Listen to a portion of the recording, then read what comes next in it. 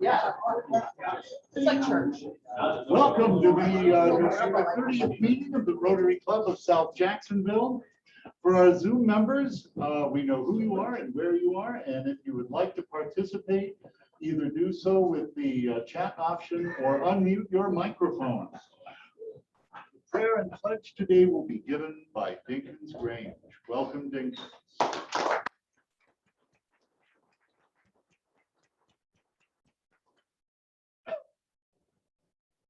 Please join me in the pledge.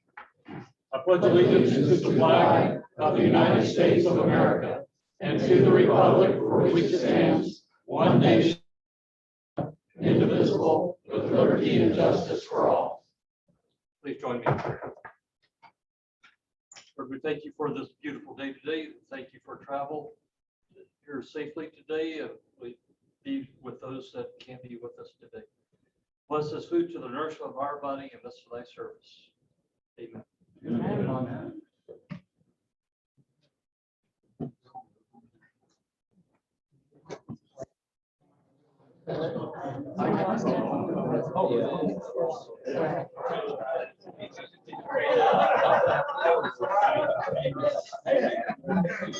And I would like to, this group is may I have your attention as Christy King brings us family time. Come on up, Christy.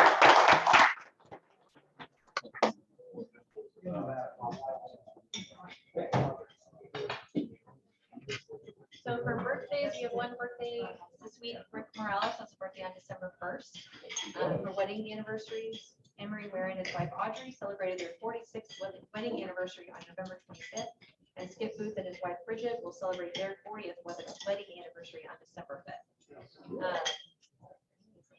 So member anniversaries, Dinkins Grange celebrated 33 years with Rotary on November 22nd. George Armstrong celebrated 36 years with Rotary on November 26th. And Lynn Bowman will celebrate 3 years with Rotary on December 4th. And as a reminder, Patty emailed everyone the information for the funeral service for Marcus Jura last week. The viewing will be held tomorrow at Heritage from 5 to 7 p.m. And the funeral service will be held this Thursday at Southside United Methodist Church at 11 a.m. with a reception following in the church's Family Life Center. Just a reminder, your email will have all that information as well. Thank you. Thank you, Christy. Our announcements. Is there an oratory contest update today? There is not. No. I know there are things to say about Salvation Army bell ringing, and Yes, thank you. yes. Appreciate it, President Richard. You Well, I want will to be in give, front of the microphone? sure, why Okay. not? While My I voice pass is cool out. as it is. Yes, With thank you. sign-up We sheet. use the sign-up sheet. So first and foremost, we have our bell ringing, and Patty would appreciate that we remember this on Friday. We have several folks signed up. There are a couple of spots reserved for Harlan, so make sure that you leave a space here for him as it's getting passed around from table to table. 10 o'clock. How about we start over here? This way you don't have to worry about your spots being 10 taken. o'clock. Got it, 10 o'clock. We got you at 10. Oh, I see you at 10. Harlan, I'm so proud. 416. We do, as far as org, I did want to just let everybody know, so far, the committee is doing an amazing job reaching out to the schools. We already have, I think, 4 or 5 applications, Dave. Yeah. Just use signals. We have Hmm. a dozen. We have a dozen. So it's going really well with the reach out to the high schools and their participation this year. I also want to remind everybody that we have a social at Blue Bamboo on the 21st of this month, 16th. I'm sorry, 16th of this month. Whew, too many days. On the 16th of this month, if you haven't been to Blue Bamboo, it used to be off of South Side, moved over to San Jose Boulevard. It's a great place. I'm thinking that Dennis may have some tricks up his sleeve for us while we are there visiting. So please join us for that social. And last but not least, we have the time is from 5:30 to 7. And we also, just for all of our membership committee members, we have a meeting this week. I believe it's Thursday at Kaiser University. So I think that is all the announcements. And I will pass this around and start to my left. Thank you, President Richard.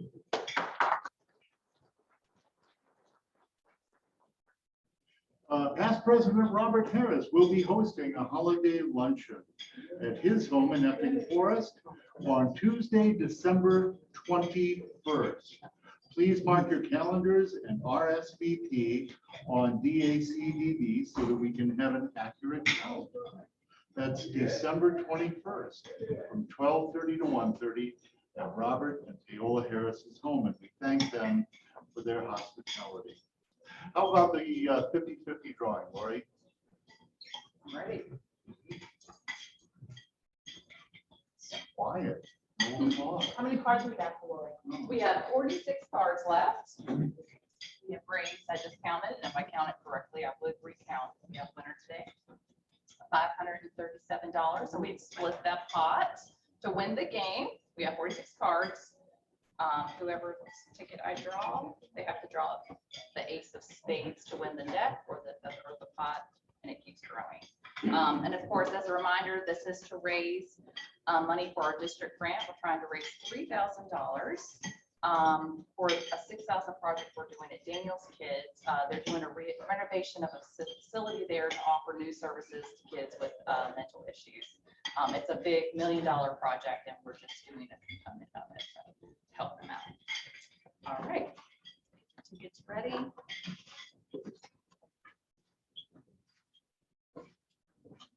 One take on the ball. It's possible. All right. Any guesses to the first three? Because everybody has the same first three. 5, 5, 5. 9, 3, 5. 9,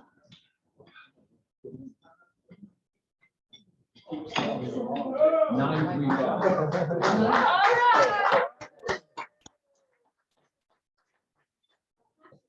All right. All right. All right. Are we sending good vibes? Pick the right card. Pick the right card. Ace of spades.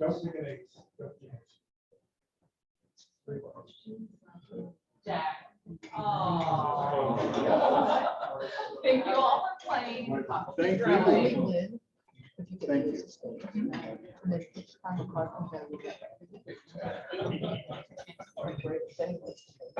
And to introduce our visitors and guests today, Jennifer May. Please welcome Jennifer. All right.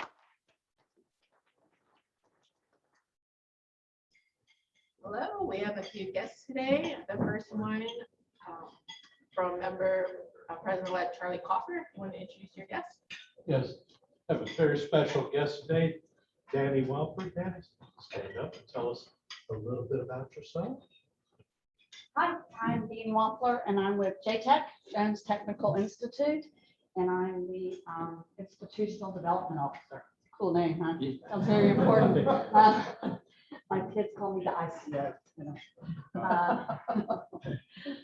This is my first time to this meeting. I went to one other Rotary meeting downtown with my boss, and he said, "You want to join, don't you?" Yes. But aren't you already a member? And he said, "Well, not here." So that's how I ended up here. And then lo and behold, this chick's here. So I'm very excited to be here. And thanks. Thank you. And then past President Vicki Lynn, two guests. Thank you. I have two guests back for a second visit. Dr. Daniela Boga, she is the medical director for our MedPeace program, and Tim Fox is the COO of Crestwell.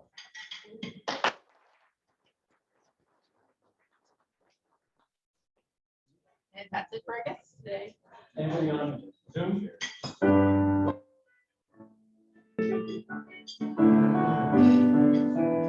We here in Rotary welcome you today. So glad you came along, glad you came our way.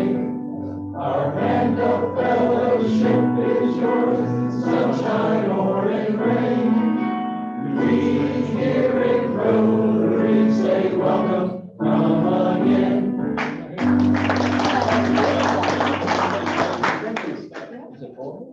And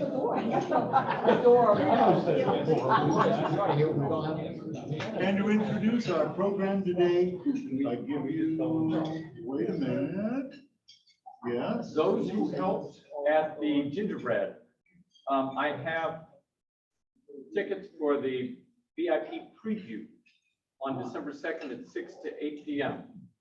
Did any of you receive that by email from me? Because if you did, I'm amazed because I forgot to send it. So I've got just as a reminder, if you want it, I don't think you need this, but thank you for the good help. I think we did it in, how long did it take us? A little less. Yeah, I think we did well. So I have these, and it'll be fun. You get to see all the houses.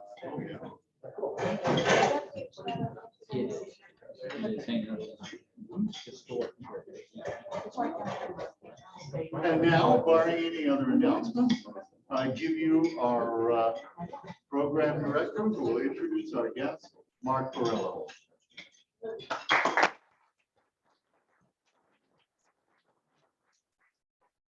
Program director, I like it. I've been promoted. Yeah. I like that title.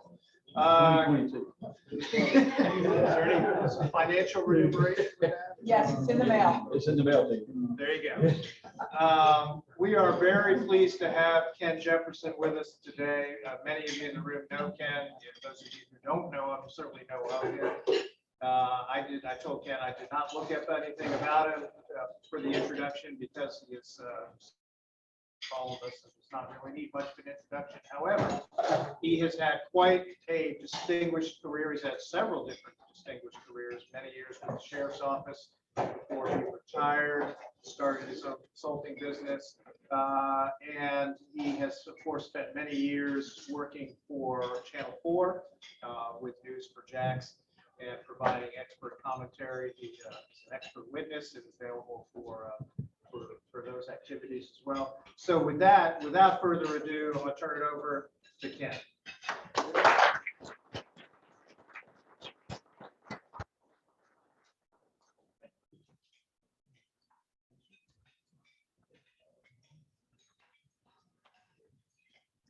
Well, good afternoon, everybody.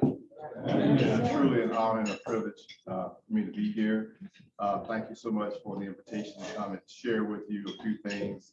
And at the end, if we have time, I'll entertain any questions or a few questions that you may or may not have. I always like to, when I come to these type of events, I always like to kind of invoke the Liz Taylor rule. I invoke that all the time, and I can see the bewilderment on your face when I said that. So let me explain to you what I mean by that. Elizabeth Taylor had the fortunate opportunity to be married 8 times. And she told all of her husbands the same thing. And I'm going to invoke that rule today. She said, I'm not going to hold you long. So with that in mind, we will proceed with that. Again, thank you so much for this privilege to be here. And you kind of heard a little bit about who I am. Born and raised right here in Jacksonville, with educated through the public schools in Jacksonville.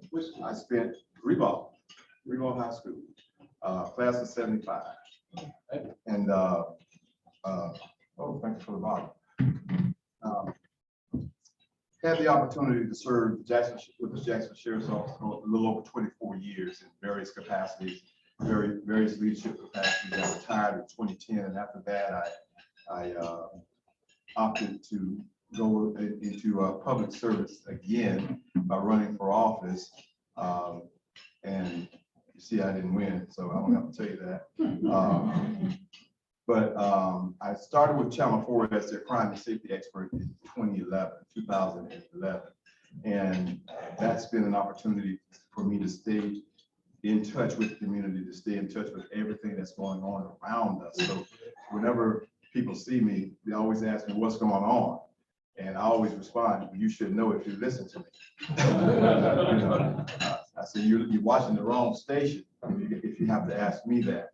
But my story is nothing really unusual. I come from a large family.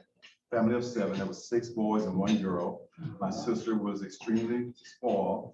She would run her mouth, get in trouble. We have to go and clean it up, much like, younger sisters do. But we were a close-knit family. We were a tight-knit family.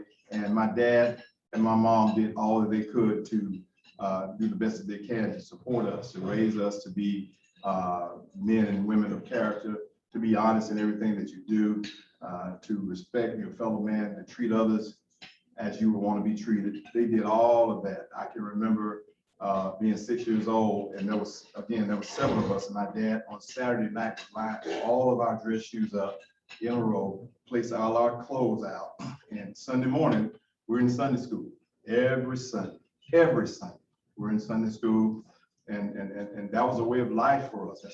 That's basically how we grew up. Now, life didn't come without problems, because I understand what it means to be homeless, because as a child, I was homeless. We were homeless at one point on the streets. And when I say homeless, not living in a shelter, not I'm talking about on the streets, homeless. I can remember at age of 11, in the back of a station wagon. They don't make those anymore now, but in the back of a station wagon with our clothes in the back part of the compartment of the station wagon, that had to sleep on the clothes. And for dinner, that one particular night was a bologna sandwich with no mayo. How many know you can't eat a bologna sandwich without mayo or mustard? But I remember that. So I know what it means to be homeless. I know what it means to be hungry. I know what it means to live in blight. We lived in Washington Heights. Someone took us in, 5 children. The other 2 was scattered with their godparents. 5 children and my mother, along with the lady who took us in an apartment in Washington Heights. I had an opportunity to see all that the world had to offer in Washington Heights, because I saw the good, I saw the bad, I saw the ugly, I saw crimes being committed right in front of me, coming home from every day, just about. I was bullied. And you might say, well, you had 5 brothers. Why didn't you all take care of that situation? Well, in Washington Heights, when you're bullied in Washington Heights, and it was the shortest guy in the group that was the biggest mouth. Little James is what his name was. He eventually killed by the police, but he would be the bully. We didn't have anything. I had on my person 15 cents every day, because my lunch was 85 cents. I would be given $1 by my mother, and the 15 cents I would use for an extra carton of milk. So we get bullied and we get robbed. They take our books. Have to go back to get the books so we can do our homework. I understand the plight of a lot of people in situations like that. I empathize with them, because I was that guy. I was one of those guys. You say, well, why didn't you tell your dad about it? We were homeless. My dad was living somewhere that I don't know. We lived with my mom and this other lady, her friend, that took us in for a while. My dad was out trying to secure housing for us and working and doing all these other things. So I couldn't tell him, because he at that point, he couldn't do a whole lot about it. But you know what? All of those life events made me a stronger person, because I knew from 5th grade what I wanted to be in life. I knew when Officer Marvin Young came to Rufus C. Payne Elementary School as Officer Friendly and told us a story about the police officer, the role of the police officer. Now, he didn't have to tell me the story about you offend the law, you go to jail. I saw that every day in Washington Heights, but he told us a story that resonated in my heart, that you can be a change maker, a game changer rather. You can be a game changer as an officer. You can be the person that the seniors will respect and look up to. You can be that person who defends those who can't defend themselves. When I heard that story, I raised my hand and I said to him, Officer Young, I'm going to be a police officer. So I knew that my life would be centered around public service as a police officer. And for 24 years, I was honored to serve in the Jacksonville Sheriff's Office, and not one day did it feel like work. So thank you all for giving me that privilege to serve you in that capacity. On that note, very briefly, we've got issues in our city. Jacksonville, and I just said it on camera a few minutes ago, if you tune into the right station at 6 o'clock, you can get it. You go to the wrong station, you won't get it. We got an issue in our city. It's called crime. We're not unique in that situation. but we need to be unique in how we handle it, how we approach it, how we proactively look at it.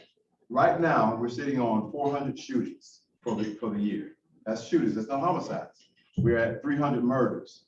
Now, it's a little lower than it was last year. Last year, we had over 500 shootings, but we still got 30 days left in the year. So every day or every other day, you pick up the newspaper or you look at the news, what do we see? Another shooting or another homicide. We just had one last night. Prominent football player out of UCF that went to school here, I think at Episcopal, Otis Anderson Jr. was killed by his father in a domestic situation. You know, police can't do anything about that. That's an intimate crime. That happens in the corridors of your home or your private dwelling. Police can't proactively patrol that. They can't do anything other than react or respond.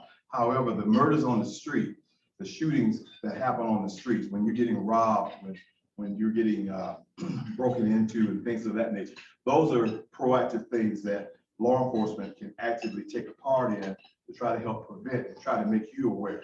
My solution, which I just said on the phone, so I'll give you all a sneak preview at no cost whatsoever. My solution to that is, it's not a police problem. It's not a Jacksonville problem by itself. It's not. It's a police issue.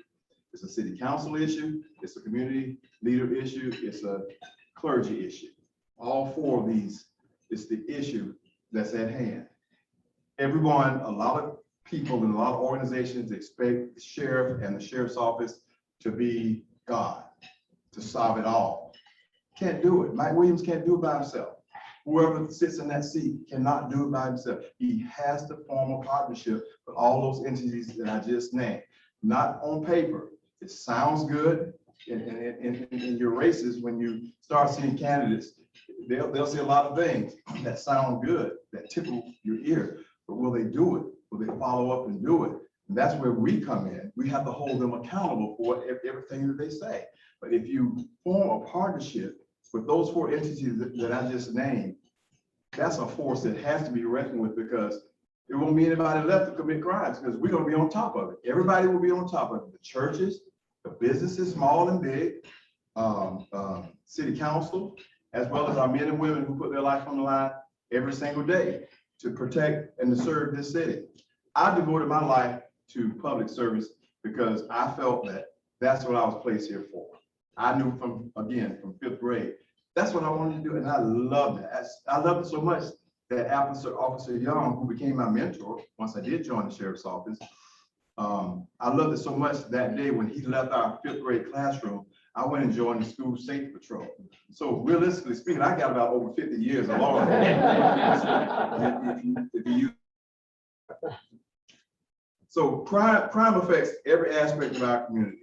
Small businesses, large businesses. It affects commerce. It affects people who want to come and live here. It affects people who want to stay here. You know, I am always thrilled when I meet somebody and they say, "Well, I was born and raised here in Jacksonville." Well, really, you are oddity. You don't find that too often. You've got a lot of people that moved here that made this their home, but we don't have as many natives that was born and raised here that could really affect this community in such a positive way.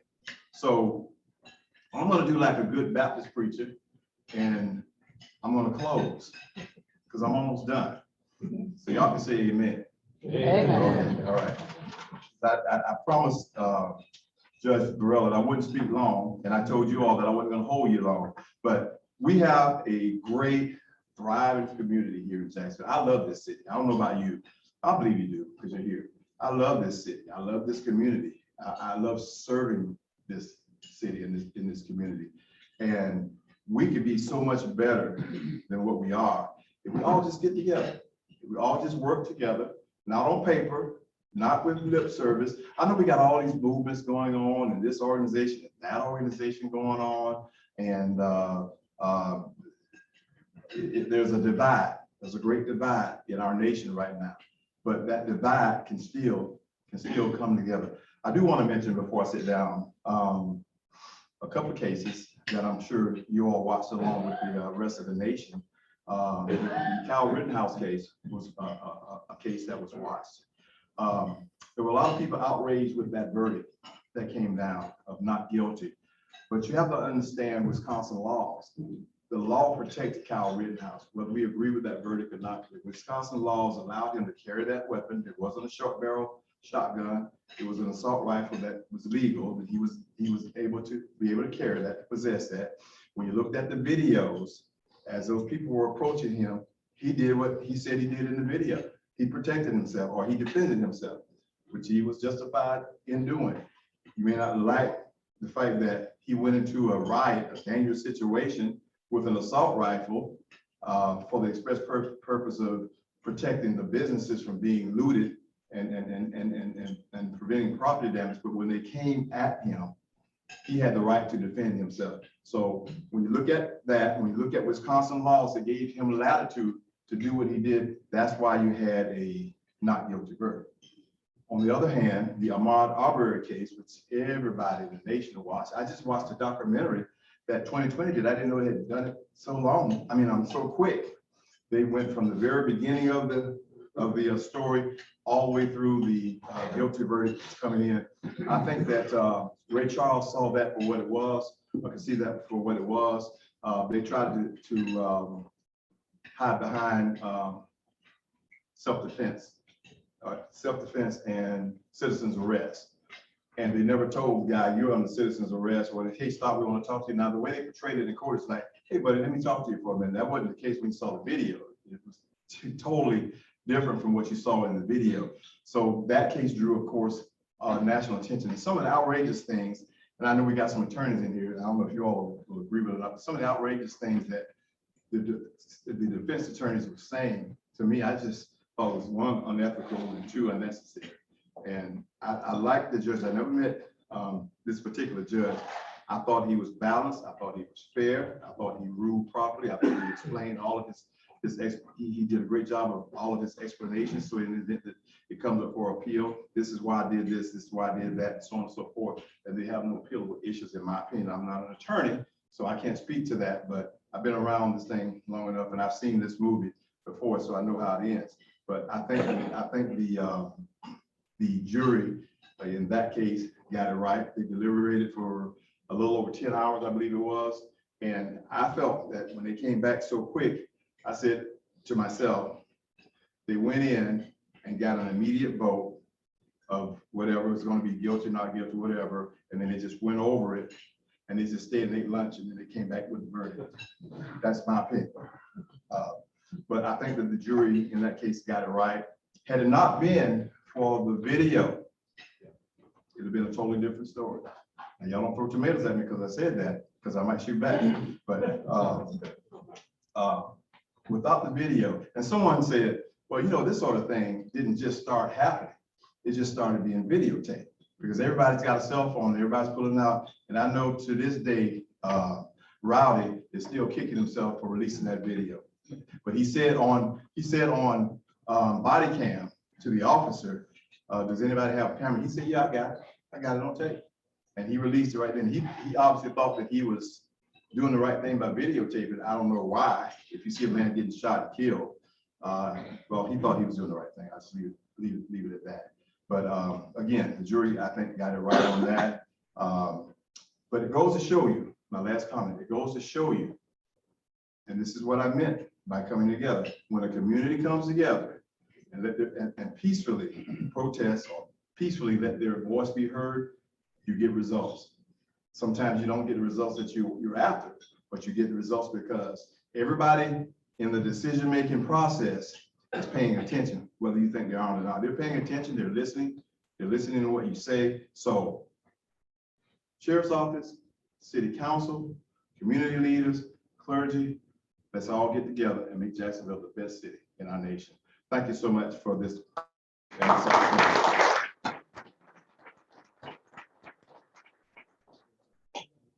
Right here. Here's the first one. About 3 or 4 years ago, the Times Union started carrying a little box down on the bottom of the front page that said how many homicides there were last year and how many homicides this year. It kept increasing, and about a year ago, the sheriff's office came in and talked to us and said, well, we're working on that. We talked about gangs and other things. that number's been dropping down. If you're in kind of a unique position to be able to objectively look at that, what would you say was the primary driver going up? And then what is driving it down? It's been an ebb and flow. Sometimes it's up, sometimes it's down.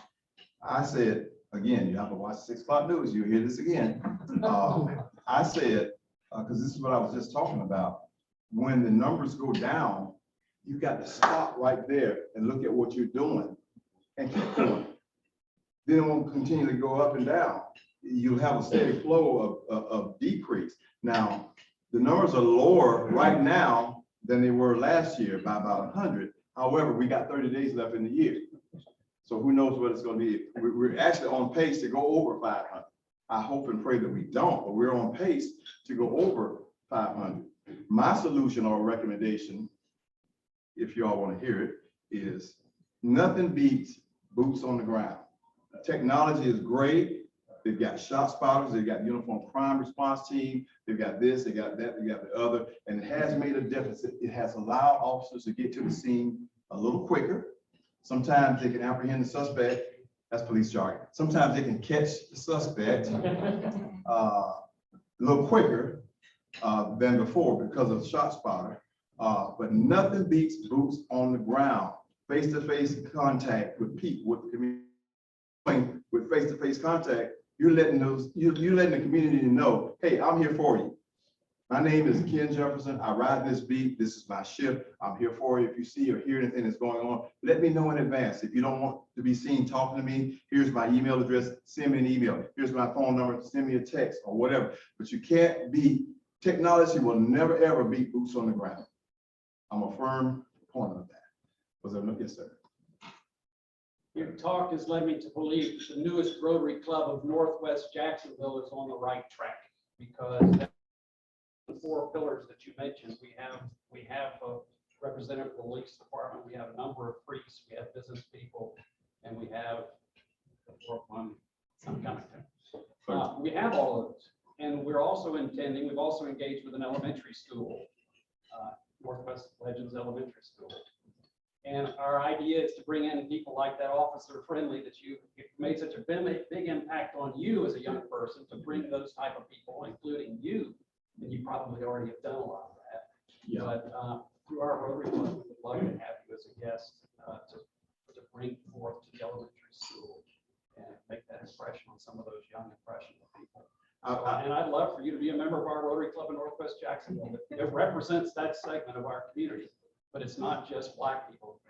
We have whites, we have Hispanics, and and I presume we're going to get Rotary Clubs from all over this city to engage in that effort. So I'd love to tell you more about it. That's an advertisement for those of y'all who don't know about it. And I wanted to make sure that you realize, and you know, that there are lots of people doing these kinds of things. But I think we'd love to have you as a speaker at our Rotary Club. Oh, thank you. I'd be honored to do that. You must be a closer. Garland Scott with the sheriff's office says I'd asked him so many times, he said I couldn't say no. Yeah, you must be a closer. Believe it or not, y'all may find this hard to believe. Before I actually became a police officer, I was involved in sales. So, he's a closer.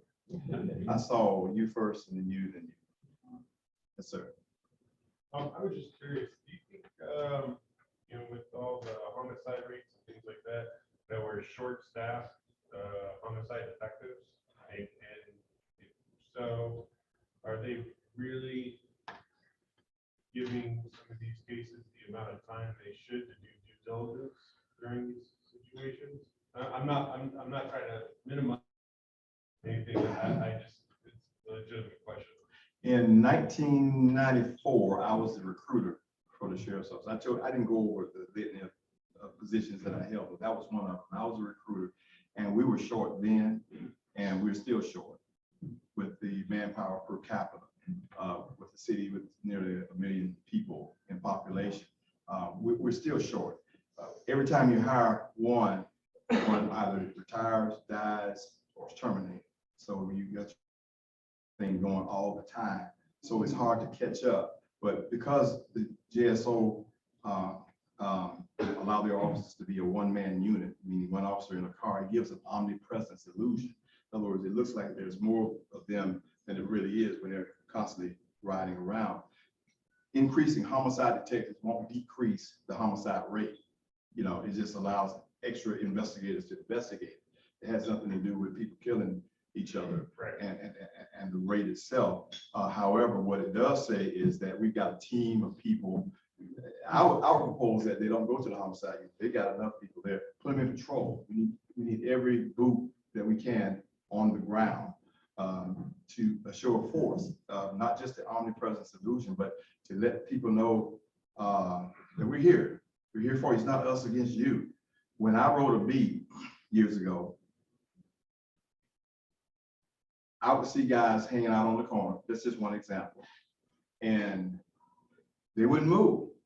So I went up and I would engage them. Hey, what's up? What's going on? I talk their language. You know, I'm polished right now, but when I'm on the street, I can talk to the language. I can unpolish it if I had to. They're just hanging out. I know they're up to no good. They're probably either buying or selling or both. Whatever. I said, okay. From this shift to this shift, this time, I'm out here. When I come back, I don't want to see you out here. And it will work. That to me is community relations. I'm threatening them. If they're back on that corner hanging out, they can get cited for trespassing. If I run their names, if they got any warrants out for their arrest, they don't want that kind of attention, in other words. And I could ride that beat all night from my shift, from the beginning of my shift to the end. They wouldn't come back. That's community-oriented policing. Even though, because you don't need to arrest everybody. You can't arrest your way out of this situation. You never ever be able to arrest. You can fill the jail up. Guess what? You got 100,000 in the jail. You got 100,000 more committed crimes. So you never be able to arrest your way out. Particularly, that brings up another point. Particularly the mental health community. You know, arresting them. If they're committing a violent crime, you got to arrest them. You have no choice. But they need treatment. And the jail is, as you all probably have already heard many times, is the largest mental health facility in Duval County because they're in jail, they're being arrested. But I believe in prevention, intervention, and treatment. They need treatment more so than incarceration because you can incarcerate them and you're not giving them treatment, they're gonna go right back out and still do some of the same things and have some of the same behaviors without any kind of intervention. I hope that answers your question. I'm from Jacksonville and you're from Jacksonville, and I just want your perspective because it seems like the conversation lately, or even more normal, race has a seat to take. And so when I was growing up, Jacksonville was 30% black. I'm a grown man. Jacksonville's 30% black. 33% black. So what's your take? Is it media hype or race relations worse, better, the same? Where are we at? Okay, so you're from Jacksonville. You remember Axe Hamel Saturday? Yeah, sure. Remember The that? BKK? I was a little kid, Axe Hamel Saturday, not really understanding what was going on. Fortunately, I wasn't at Hemet Plaza that day, but I had been to Hemet Plaza many times. And if you recall, at Hemet Plaza, the bathrooms were down in the basement. In the original Hemet Plaza, you had to go down to use the restroom. But before you get to the restroom, you had you had a water fountain. They had a sign on it. It's whites only. My black behind shouldn't be caught drinking out of that water fountain because I was going to carry a whipping that day if they caught me. Going into the bathroom, I did get jumped because they didn't want me in the bathroom. And I'm saying they were talking about the white gentleman. They did not want me in the bathroom, so they didn't want us anywhere around. So that was at its peak. Since that time, relationships have increased for the better, but it's still there. It's a lot still there. It's a lot of work that we still have to work on. And the thing about those issues is that you have to be man enough, you have to be woman enough to have those tough conversations. You have to have the ability to listen. Most of the time, it was one-sided. Nobody was listening. Nobody was listening to concerns. Nobody was listening to the injustices that was going on. You know, up until George Floyd, it opened up a whole can of opportunity for this to kind of like bring everybody to the table and everybody talk to each other. Those are hard conversations. Let's face it, they're hard conversations. I had a dear friend of mine who's Caucasian. He came and apologized to me one day. I don't know what's wrong. He said, my dad taught us that black people didn't belong here. And that's why he treated your people the way he did. He said, well, you're the best friend I've ever had. You're the best friend I ever had. So it's a learned behavior. It's a learned behavior that trickles down if you don't correct it. And if you don't correct it and violence starts to break out and whatever, you always want to point the finger at one group, but nobody wants to listen to that group to hear the concerns before it gets out of hand. Now, I do not believe in violence. I do believe in peaceful protests. Under the law, under the Constitution, you have the right to do that. I don't believe in looting. When all that stuff was going on here in Jacksonville, these were outsiders that came in and destroyed the police cars and destroyed the property. These were not the peaceful protesters that was here. Those were the outsiders. When they were arrested, that's how we found out that they were from the outside. And I said on the air, I was on the air during all that time, I said, well, I actually put it on social media. If you're in Jacksonville and you're destroying property, please know that JSO will do their job and don't get mad. I firmly believe that. Do your job, stop the violence, protect our city, protect others, and don't get mad. We don't hear nothing about police brutality. You need to be brutalized, in my opinion, at that point. Did I say that? It's too late to retract it. Judge, can somebody object to what I said? What was their motivation, those people that were destroying them? Wreaking havoc. They're just wreaking havoc. They had no desired outcome other than we're going to make a statement and it's going to look like you all in the city that's tearing up the city. Stupid. Yes, sir. I got a question for you. It seems like the police are boots on the ground and all that sort of stuff is after the fact that they committed the crime and we can go there and find them. What drives these people to kill each other? I mean, how did they grow up and think that it was okay to kill someone for any reason whatsoever, short of self-defense, right? Which 99% of these crimes that you're talking about aren't, right? Why do we have 500 deaths, shootings in Jacksonville when it's morally and ethically wrong to kill someone? What don't they get? You can be there all day long on the ground and you can chase after them and you can put up this and that, videos and cameras, but that doesn't stop them in their brain from not killing people. So what's up with that? So you're asking what don't they get? What they don't get is what you and I think and how you and I feel. You know it's morally and ethically wrong to kill somebody. I know that. We're on this side of the law. They're on the other side of the law. I understand the temptations. Where did they learn that though? Let me finish. I understand the temptations that's there because I was that kid. I lived in blight. I mean, beat up every day, coming home from school, books thrown in the woods. I'm hungry because we didn't have much to eat. Even when we moved into this 2-bedroom apartment with 7 people, we got to get dibs for the bed. I understand all that because I've been there. I understand the temptation that these people have to commit crimes. I understand the anger issues. They grew up in poverty. They grew up in situations. I grew up in the same way, but I didn't go that course. 1, because I was scared of my daddy. That's the main thing.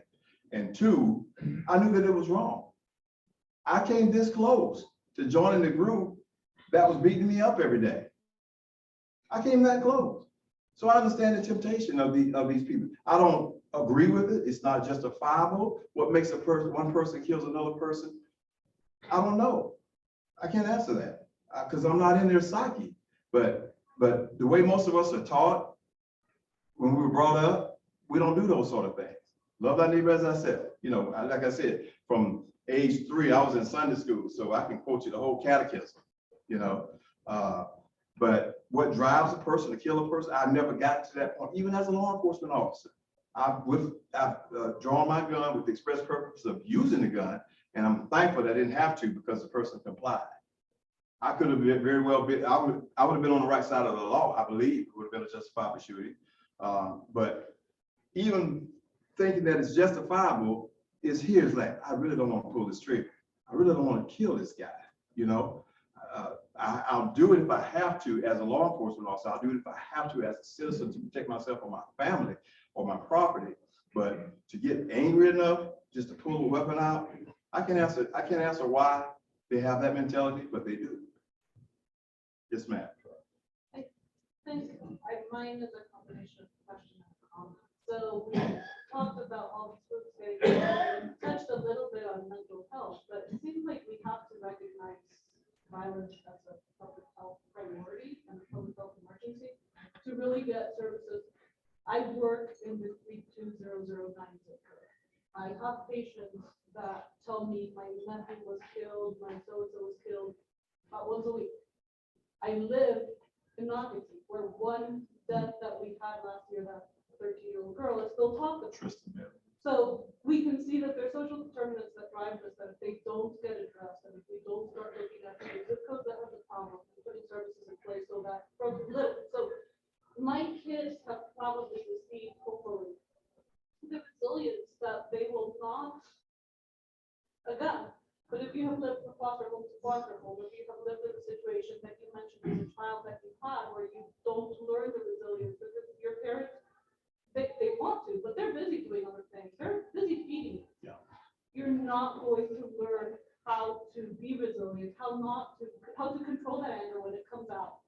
And they see it every day. The patient doesn't get what they want. They'll throw a tray at one of my staff because that is their tolerance of stress is different than someone who has never lived with that constant stress of having to fight food or having to fight the bullies or having to figure out where the next meal is coming from. Yeah, you raised some very, very good points. Another one of my leadership positions within the sheriff's office was I was a federal program director in charge of the drug education for youth. And what it did was it targeted kids between the ages of 9 and 12 who, by no fault of their own, lived in blight. They lived in areas where there were prostitutes, drugs. They have to step over syringes to get to school while they're walking to school because of the drug dealers and whatever. And gangs. They were all in a part of that environment. And it was in the 09 area, which is where I grew up, 32209. That program was designed to deter the at-risk behavior before it happens, even though they're right in the middle of it because they live there. You want to try to deter that behavior before it happens. That program became it was a nationwide program. This program was in 119 states. Jacksonville, I'm proud to say, became the #1 site in the nation with success in that particular program. Not because of me. I had a great team. We had a strategy, and to further address the boots on the ground, that's what I did. I put my people on the ground. We went on the ground, knocked on doors, met people, told them what we were doing, what we're trying to get the kids involved in, and I would tell them the kid can't be involved if you're not involved. We're not a babysitting service. We're not anything other than a program that's kids deter that at-risk behavior. The at-risk behavior includes being a drug dealer, because if a kid sees you making $2,000 a week and he's working at McDonald's making $150 a week, he's tempted. He's tempted to sell drugs. And it starts off with a bag. Hey, carry this bag over here, I'll give you $100. To a 10-year-old, 11-year-old, $100 in their pocket, that's just like $1,000. They're tempted. The temptation is there. So part of what we have to do, and when I say boots on the ground, I'm not just talking about just patrolling an area. I'm talking about interacting with people, businesses, churches, residential areas, interacting. Take the time out. Don't answer any calls. Take the time out to meet the people. You got to get to know the people. If you get to know the people, I'll tell you, like I heard on John Q. Anybody ever seen the movie John Q? Denzel Washington. Denzel Washington's son was about to die. He needed a heart because his heart was enlarged. And Denzel had taken the hospital hostage at gunpoint. And it came down to the point where they said, we don't have a donor for you. We don't have a donor for you. You just have to get in line. And he said, well, take my heart. And he was going to put a gun to his head and kill himself. So he was describing his son, Mikey. He said, if you know Mikey, you'll like Mikey. He's a good kid. And I just lost my thought, so let's go on to something else. I don't know why I went there. It was a point behind it. At 64, that sort of thing happens. But at least I'm honest enough to admit it. Yes, Mr. President. So you mentioned Wisconsin law and how that played into the jury verdict. If that had happened in Florida under our laws, can you tell us, would there have been a difference in process, a difference in charging? Would there have been any kind of a difference? Well, if it had happened in Florida, he would have been stopped immediately when the police saw him because we don't have open carry here. There's open carry law there in Wisconsin, so he was legal in carrying it open. But here in Florida, it never would have escalated to anything. Now, the rioters may have prevented that from happening when they saw him with a weapon and overtook him. But had law enforcement saw him, he would have been immediately arrested. Yes, sir. Are there things other communities are doing that we should be looking at, saying, yeah, they're doing that right? And then the kind of same respect, are there things that we're doing right that other communities look at us? That's a good model for us. That will come from your local organizations as to whether or not they're getting certain things right. Your CPACs and all of the little groups that come together because they have a plan. Now, I do know the sheriff's office, I don't know if they still do it or not. They have what they call SHADCO, Sheriff's Advisory Council, where they met once a month with the community, and the community would voice their concerns, which I thought was a great program started by Sheriff Glover. They voiced their concerns. And then the sheriff's office would take that concern and they would follow up with it. And on the next meeting, they would address what they did about it. That's one good way to stay informed. But the thing is, it's a great idea. It's a great concept, but the attendance started to go down real low for whatever reason. So you got to build that attendance back up and let people know, hey, these services are available. You're going to have an officer. He's going to hear your concerns. He's going to assign it to his sergeant. The sergeant's going to assign it to patrol officers. You're going to follow up with it. I'll give you one example. There was one shack with me. They say, hey, they go 100 miles an hour on this street all the time.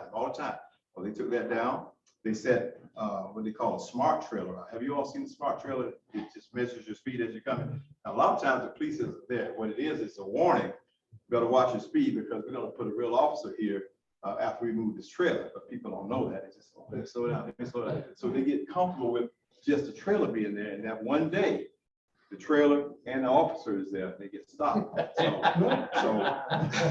they would follow up the next month and let them know, hey, we cited 10 drivers that was 10 over the limit. Way. If you have any more problems with that, let us know. Yes, sir. When I was a kid, it seemed like 1 out of every 3 kids wanted to be a policeman or a fireman or something like that.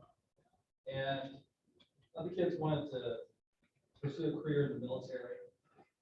The military seems to have kept up with lots of things that would be of interest to the modern youth, with drone technology and all kinds of interesting sci-fi related things. But policing and being a fireman and those sorts of professions don't seem to have that same sort of allure. Is that also your perception, or do you? Yeah, that's a good observation. Now, you must be a techie guy. You're a technical guy. I'm an architect. Same thing. So, yeah, you know, the firemen always got the glory. They're the guys that show up to get the cat out of the tree. They put the fire out. Everybody loves it. When the police go, oh Lord, here's the law. You know. So, but still, the glamour and the glitter was still there of kids coming up back then who wanted to get into that profession. And it has dwindled down a little because of all of the news that we see nationwide. You know, they won't show more of all of the good works that police men and women are doing every day. They'll just show the bad cop. They'll just show one that used excessive force. They'll show the one that did whatever something wrong either against the policy or against the law. And that's why it's a bad name. But I'm here to tell you that law enforcement has been the highlight of my life, simply because I knew that's what I wanted to do since 5th grade. I loved every minute of it. If I could go back, I wouldn't, but I still loved every minute of it. I think y'all catch that. But I loved every minute of it while I was there. And it's a very noble profession, but you have to be called to that profession. Everybody can't do it. It's not for the faint of heart. Thank you all so much. I appreciate it.